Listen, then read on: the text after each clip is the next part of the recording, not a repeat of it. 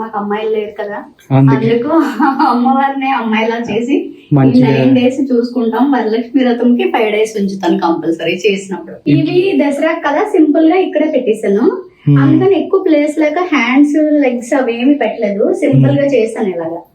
అయితే మధ్యలో ఒకసారి శారీ మార్చాను, ఒక 4 days 5 days తర్వాత శారీ మార్చాను. అంతకు ముందు ఇంకో శారీ ఆ పిక్ కూడా పెడతాను. ఇది దీపం అయితే అఖండ దీపం అనమాట, స్టార్ట్ అయిన రోజు పెడతాము, ఎండ్ అయ్యే వరకు ఉంటది.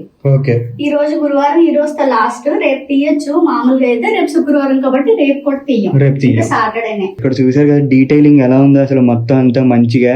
దీనికి జడకి మళ్ళీ ఇది చేయించడం, ఈ పువ్వులు పెట్టడం, అండ్ ఇది కూడా, ఇదైతే ప్లాస్టిక్ అనుకోండి, చాలా బాగుంది అసలు చూడడానికి కూడా.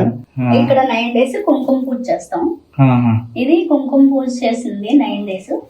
సిల్వర్ కానీ గోల్డ్ కాయిన్ కానీ పెట్టి చేస్తాం, సిల్వర్ కాయిన్ పెట్టి చేసాం. నా క్రెడిట్ అంతా కూడా మా మమ్మీకే ఇవ్వాలి, బాగా చేస్తారు పూజ అయితే. ఏ పూజ కూడా మిస్ అవ్వం, ప్రతిది ఈవెంట్ చేస్తాం అనమాట మేము.